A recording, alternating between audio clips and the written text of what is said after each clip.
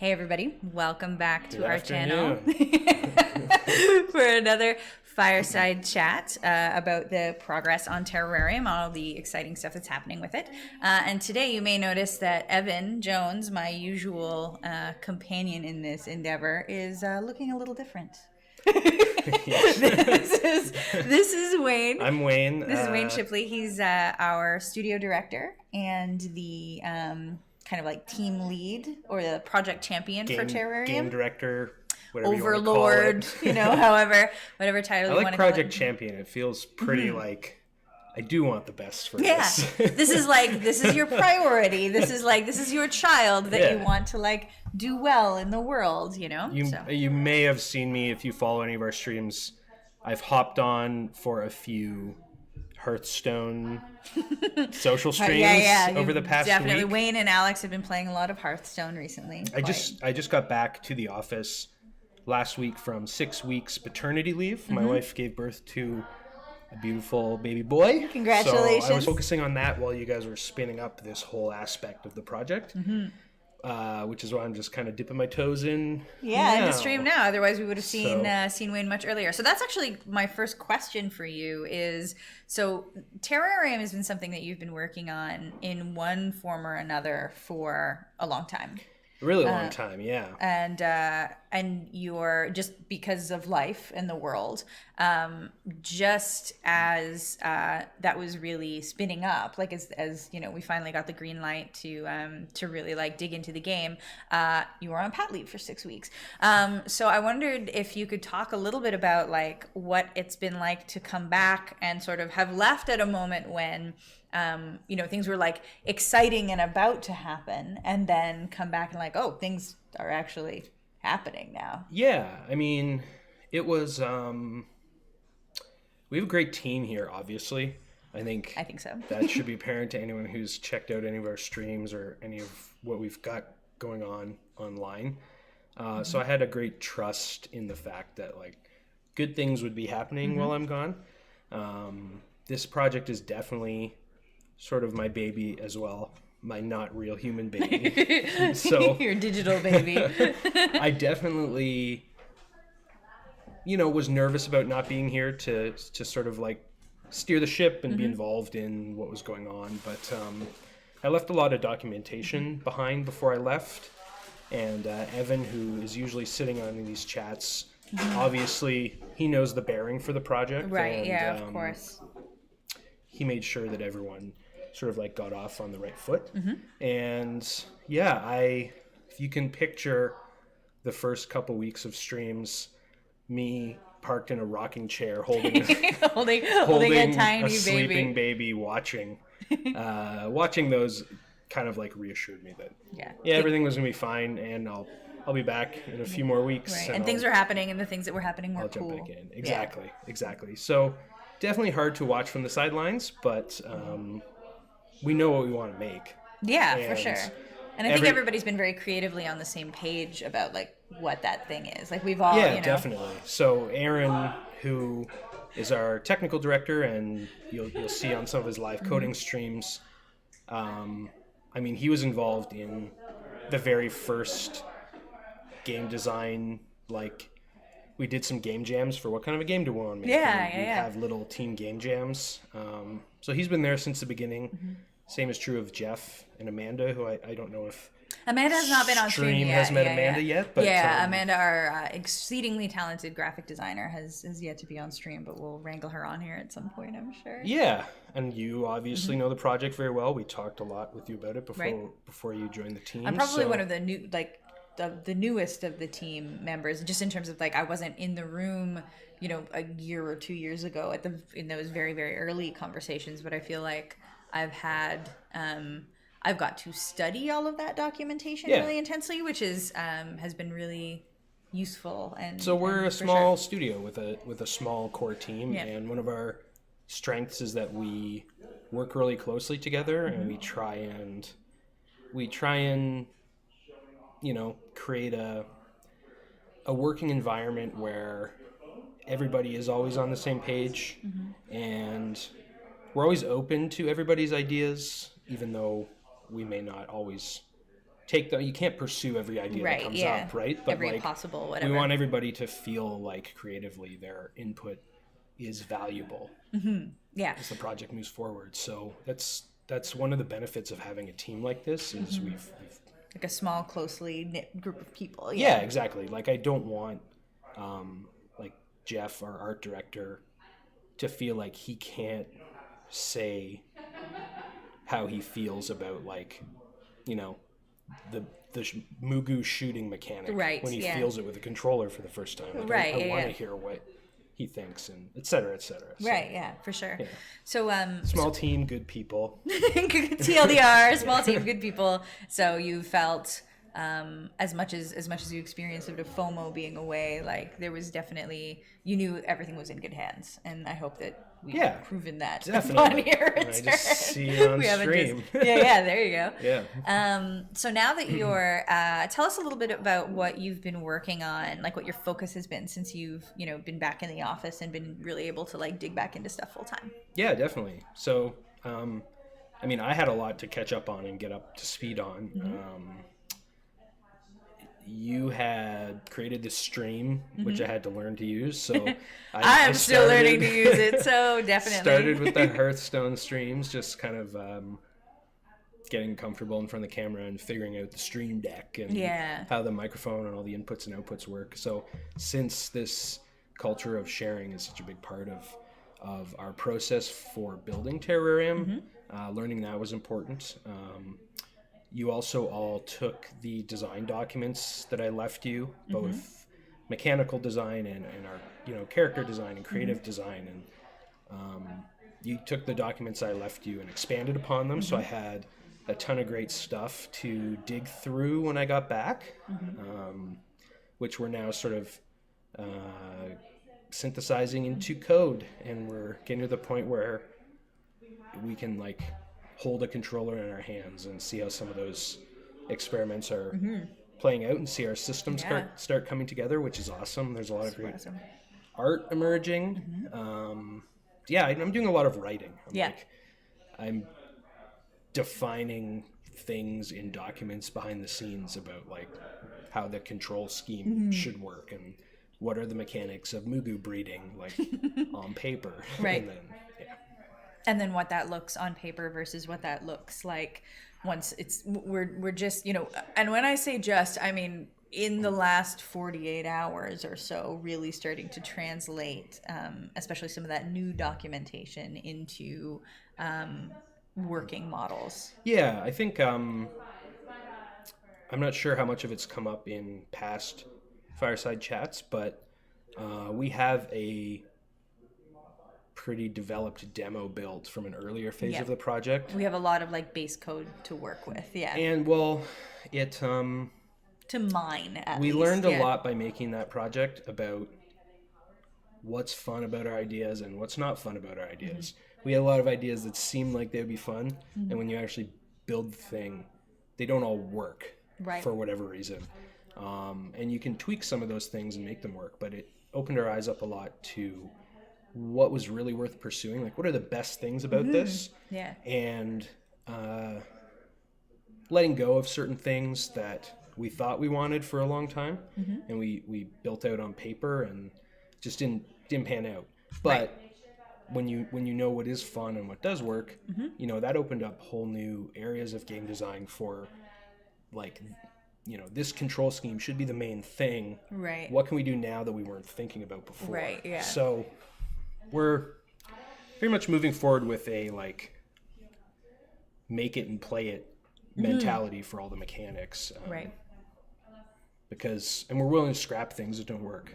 Yeah, I think that's one of the most interesting things about watching and participating in the creative process so far is how, and I think I wrote about this in one of the blog posts that I did where, everybody sort of very cheerfully argued about everything and the way they thought it should be up to a point, and then it was like, okay, now we have to test it. Like, we don't know which one of these ideas is better. We don't know, like, we think this is the way that it's going to do, that, that's going to work out the best, but we have these 4 other ideas in reserve, and if once we, like, build it out in code, like, oh, that actually doesn't work at all, or it's broken or whatever, we have, like, we can, totally shift gears and do something completely different if we need to. And the flag that I'm trying to lead behind in that process is like, we're starting as simply as we possibly can with all of our systems and ideas,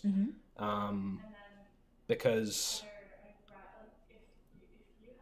a lot of the games that this is inspired by, and a lot of our favorite games, often are super simple when you break them down to what they're doing. What is the actual mechanic Everything there? from the game mechanics to what's to the control scheme to like the objective of the player, like, and that's where I want to start with all of our own systems and game design elements. Is like, if we can make it fun with simple mechanics, great. Right. And we'll build outward from there. If we build something simple that isn't good enough or isn't doing enough, we can add to it. So I'm trying to like peel away these layers of, often really great ideas, but like, why don't we make the player walk first before we decide if there's 4 different run speeds? Like, that's not an argument we've had, but that's like for sure the equivalent of some of these basis. discussions. Yeah, right? for It's sure. like crawl, walk, run. Right.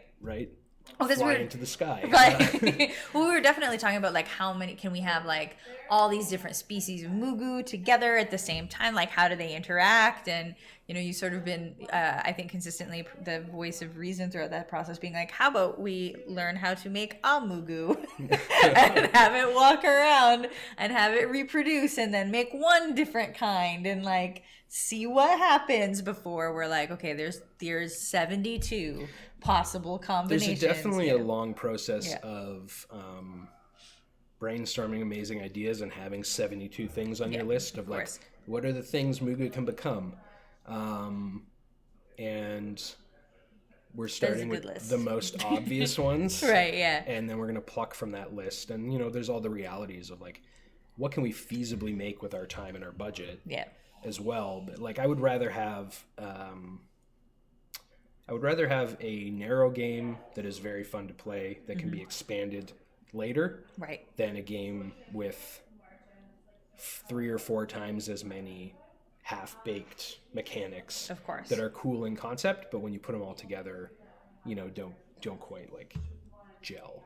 Right. Of course, you also want something that we can finish, and actually do and execute on, right, in a way that we feel like amazing about. Exactly. And the whole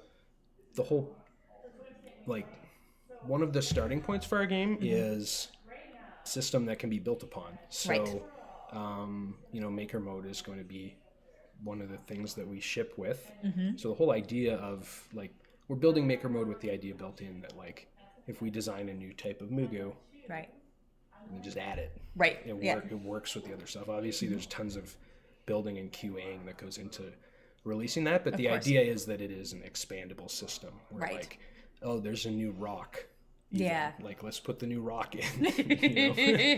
And like, this rock can only be broken by yellow Mugu with electricity, whatever. Sure. It's a superconductive rock that needs to be electrocuted, whatever. But you hit the nail on the head earlier when you said that we had like, I think, a 20-minute or 30-minute argument about some unknown. That like, why are we arguing about this? We like, let's just get to the point where the simplest version of this can be tested before we describe like, how is the 5th version of this mechanic going to work? Have it like iterated out in one, at the most basic level, and then like build. And that's one of the lessons that we learned from our previous build was start with the simplest stuff before you start building 10 other things. And, that totally makes sense. How so far has this process been? Because this is certainly not the first game that you've worked on, certainly not like the first video game that you've worked on. How do you feel, if you do feel this way, but I get the sense that you do, that this process is different before than the other ones? Than last time? Yeah. Like, what are you doing differently? Because so the last project that was an original IP that Stitch developed was like a deck building game. Like a collectible semi-collectible card game. Yeah, yeah, which is really really beautiful. But yeah, I think that there were some pretty. I'm sure there were some like pretty interesting things that you learned from that experience that you might want to bring to or not bring to this one. Yeah, sure. So they're very, very different games to begin with. I mean, For sure. to be completely honest, I'm a lot more scared designing this game because that was like our first idea, and we made it because we had a bunch of people who love trading card games, collectible card games, you know, Hearthstone, Magic the Gathering, Marvel Overpower. Like, you could dig through my old cards at home and see all the like failed CCGs that I've played over the years, Star Wars and Oh yeah. but like it was a no-brainer for us to start with that game because we played so many of them. So I was right at home designing the mechanics for that game, but it's a totally different kind of game. It's like a digital tabletop game. So from the perspective of like game design, I think I knew more what I was doing, or I felt a lot more confidence because I'm like, I've played card games like for 25 years. Right. Clearly, I know how to make one. Yeah. And I've played a lot of video games that this is inspired sure. by and things like that.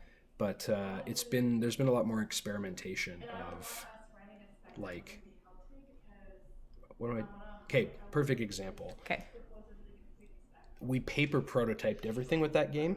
Right. Okay. Could. Right. So, yeah. like, makes sense. I was just writing on old pieces of cardboard, and the game design evolved so much more quickly for that game because of the arts and craft paper prototype perspective. Right. That as we started building things on the digital side, we already knew how they were going to work. So this like, will it be fun idea? We had just DIY'd through our early prototypes, whereas now we're having to build things and like see how that actually plays out. Like, what's the speed of everything? Right. You know, how do Mugu actually move, and how do they actually follow the player characters? Right. So, And what is their like personality, like, and how their movement integrates into that personality? Yeah, there's a lot more theory crafting and then waiting to see how it plays out on the screen. With Rival Books of Aster, which was the card game, I knew because we had spent like hundreds of hours making cards and scribbling on them and you know, figuring out the pace of play before we even wrote a line of code. So there's that. A big part of it is you. Like, we made that game very much like it was our first game that we owned of like that scale. Right. And we were, not that we were precious about it, but we come from a world where like you don't show things until they're done. Right. Or until they're nearly done. You know, like we why would we show things at this stage? So we waited too long to start telling people about it and talking about it. We're actually quite shocked, like when we put our early access up on Steam, about how many people immediately, the game wasn't even out yet, and people were asking questions about it and wanting to know about the art and the mechanics and so many things. And we suddenly had this, you know, small but very passionate fan base. Right. And we should have started developing that way earlier. Right. Because, you know, we released to limited fanfare and learned pretty quickly how hard it is to like carve out a piece of fandom and a piece of market for yourself. Because for sure. you have this moment where suddenly you're there, and that's your opportunity to be there and to gather a lot of fans. And we hadn't put enough work into making that moment as big as it could have been. Right. Yeah. And then it's hard to regain momentum after the fact. So starting to talk about the game now, for sure, showing people what we're doing, hopefully making fans is slowly, one at a time. Yeah, absolutely. I mean, that like bringing you into the team was the answer. Yeah, I hope so. Yeah, I for sure hope so. Another type of champion. A different type of an outward-facing champion. Exactly. Yeah. So if Wayne is the like keeping us all on track, like internal champion of this particular project, not that I feel like it needs buy-in at this point. Like I think everybody is like very committed to this thing and making it awesome, but kind of like keeping us conceptually on track and you know, making sure that we all are still making the same thing, you know, like we're still making that thing we set out to make. I hope I can be kind of an external champion or an ambassador for it. Like that's really the way that I kind of conceive of my role there. I mean, there is a like game development cycles are something that's super interesting for me in terms of like curating and managing fandom, because it is so process oriented in a way that like not a lot of other media is, right? Like you know, there is certainly a like appetite, say, for like TV or movies for like behind the scenes stuff, but most of that gets released long after the show or film is made, right? Like you get like the DVD extras, or you get these like making of specials, right? Like that all goes into. And for films, I think where they are releasing it earlier, it's for things that already have fandom, like the Marvel movies. Oh yeah, or like you know, the Lord of the Rings films is a really great example. Like you have people who know what fandom is, who are just waiting for this and will like develop. Absolutely, and like some unknown is totally different thing. And a lot of that gets held too to see if you have like if there is a fan base. It's like, oh, we were not going to bother like releasing this making of documentary if no one goes to see it, like that, you know, we'll just never use that footage or whatever. So as much as there's not so much that emphasis. There's also like so much concern about like spoilers in a different way that like game narratives don't necessarily need to contend with, or it's at least a different thing, so that's completely different. But the emphasis on like process as it's happening, and also because like games continue to be in process like long after they get released, you know, like we're you know, we're very used to there being like an alpha, a beta, and then an official release, and those being, you know, often quite different things. And the beta and then, you know, the whole early access phenomenon, where what a game fundamentally is can be changing repeatedly over the course of its like pre-release life. And then even after the sort of official release, we're like, okay, we're whatever, like this is the actual release date, the game is quote unquote done. There are patches and there's DLC and there's community support, often for, you know, years and years and years afterwards. So there's it's such a process oriented. Yeah, you have to have people who care about it at all stages of that for that to make sense. And that's because you're not just trying to get their $14.99 at the theater once, right, or whatever. Maybe they buy the Blu-ray, but you're banking on them being like invested. An evangelist who's invested in what you're doing. Yeah, for sure. And also like collaborative. Keeps your game relevant. Yeah. And it's also a much more collaborative process. Like from I mean, it can and should be. It can and should be. I think that like one of the reasons I think that game, like somebody playing a game gets so deeply invested in that.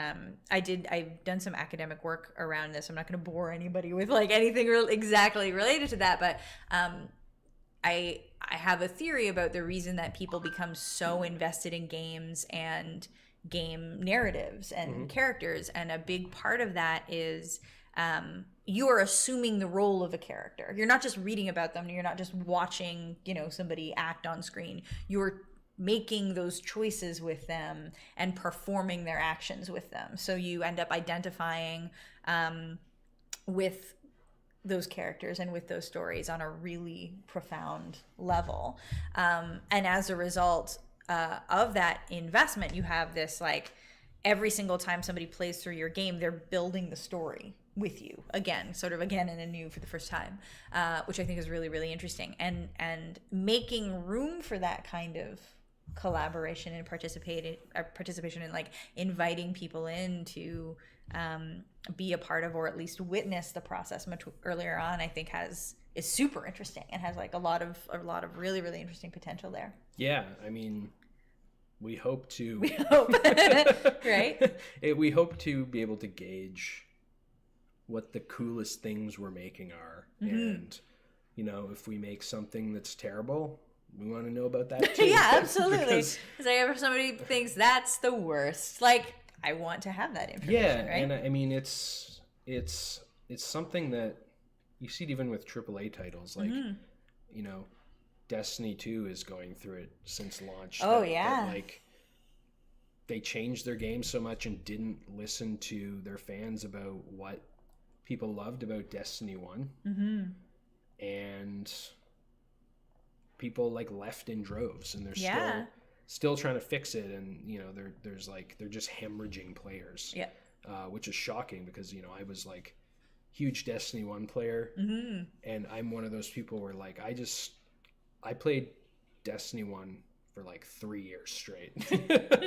And I had friends there. My wife, we bought a second PlayStation because my wife Jensen was watching me play it and was like, I want to play this. This is great. And eventually we were like, you know, not fighting over the PlayStation, but be like, whose night is it to play? And it's the type of game you want to play with people you care about. It's about like doing things together. So we bought a second PlayStation and we played together. We had a group of friends that we would raid with every week, and it was this community experience. And the game itself grew over 3 years. It started with a bumpy start too, but they listened and they changed things, and they had this like amazing world built by the end. So just personal anecdote. I was very excited personal anecdote it up. Destiny 2. We both were, and it was like we beat the campaign and things felt kind of off. Played for another couple weeks, and it was like slowly the things that were missing just started to be apparent. Right. And this long list of like, well, what changed from Destiny 1 and why? Like you had a winning recipe there. Right, yeah. And it was an odd feeling because I was so excited for it, but I just felt like let down and brokenhearted about. Yeah. So. But you felt like that, like the depth and intimacy of that connection, I think is like exactly what I'm getting at. Like you had a relationship with that game. And I think that like games have this really special kind of space where you can have that like really profound relationship with a game. And like I for sure feel similarly, not just like I hope we have something like that. I hope so. Like that's the dream, right? Like that's always like so I stopped playing Destiny 2 after like 3 weeks of buying it. Right. To this day, I still go to the Destiny the Game subreddit a couple times a week just to see like what are people talking changing. About? Yeah. And they're finally about to release like big, you know, semi-big sandbox updates that will change some of the fundamental like your Guardian feels slow and not powerful. Like I'm a space wizard. I want to feel powerful. Of course. That was one of the big things they took away. So I'm following, but like they haven't won me back into like reinstalling it on my PlayStation yet. I hope they get there. Because like obviously it's still lingering with me if I'm if you're if you're like a couple times a week. So. For sure. There's something about that world and that like space that still means something to you that you like hope you can return to. Yeah. I totally get that. So like you know, thank you to the Destiny 2 fans who didn't give up and who are still and have been there harping on Bungie for months. So fair weather fans like me can just like reap the benefits a year from now. Right. And then like, oh, when it feels good again, okay, I'll come back. Yeah, excellent. But there's something to be really said about like passionate communities, and like I'm very interested in like how you grow them, like how you how to cultivate communities that are healthy, you know, and that are that you can respond to, and that sort of just by their innate composition and the way that they've been built, you know, sort of are welcoming spaces and foster that sense of community and lead people to want to collaborate to make that world better, right? Because like, you know, one of the things that we talk about a lot in like the game making process is the world building, right? Like what are the sort of like rules of this universe that we're putting together, and part of that world building is like what kind of a community are we going to build around this game. So that's something that I think about a lot, and like how to make sure that those channels of communication are like super open, and that we right from the get-go are sort of like aware of and care about and respond to like all the people that we hope very much that we're inviting in to like be a part of that process right from the beginning. Yeah, sure. Final question before we wrap up for today is like, has there been anything about either the direction or the development of this game, like as it stands right now, that's been like really surprising to you? Like what is sort of, if there's been something that turned out the way that you didn't think it necessarily was, or part of the process that you weren't expecting, like either in general or in particular since you've been back. Let me think. In general, part of the like you'll know when you play it mentality that I'm like pushing the team forward on is just our control scheme. We started off as this was a mouse and keyboard game that we imagined you'd be playing that way, and we never occurred to us that it might be better with a controller. Right. And originally there was no player character. You were the player character outside the game, and you had the swarm of Mugu that you controlled. Right, you were sort of like voice of God, like commands, and wasn't fun, wasn't working. It was in some ways, but it wasn't achieving the sort of like pace of gameplay that we wanted, and these frantic, crazy moments that we wanted. Ultimately, it was like a slower type of gameplay. Right. And the original working title for Terrorarium was Tiny Apocalypse, because the idea, some of the core concepts from way back were that we wanted things to go wrong, and we wanted to try and manage chaos, and we wanted there to be like these like stupid, cute but dangerous characters that you had to try and wrangle, who would get into trouble and explode. And it was built around like a whole bunch of little explosions all at once makes a big mess. And we were having a tough time getting that with the mouse. Right. We built a whole demo that way, with like 5 different levels, and it had like a really early version of Maker Mode in it where you could place enemies and place water and breed Mugu and all these things. And right at the end, we one day just made a build where like there was a player character who was a dot, and we put in a control scheme for a Steam controller, and it was like instant where it clicked when I touched that. I set up a little scenario in Maker Mode, and just moving the character and watching the swarm move around me, and allowed me to control them with buttons. Immediately I could see that like this is the pacing we want, and this is a thing that we need to change that is pretty drastic. So that's been the biggest one. That was a huge shift for us, but for the better. And everything we're producing now like reinforces that was the right decision. Yeah, for sure. Since coming back, what has been surprising? I don't know. Like everything's just really good. We talked earlier about how it was difficult for me to the FOMO of not being here. Right. I hope I'm not getting a reputation since I've come back of being like too controlling or anything like that. Not at all. I have very strong opinions about like, what we're doing and why.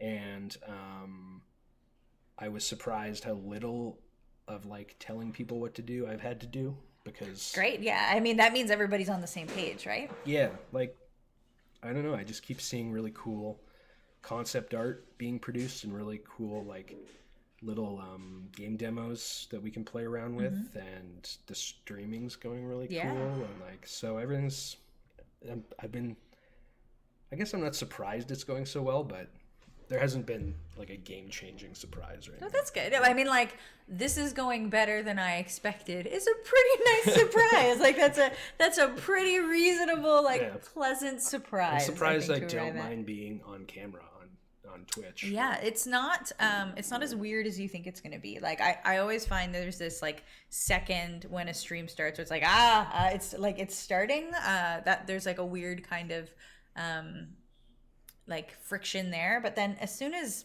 like it started, it's fine. Yeah, and you forget it's there all the time. I don't know, that's been Evan's.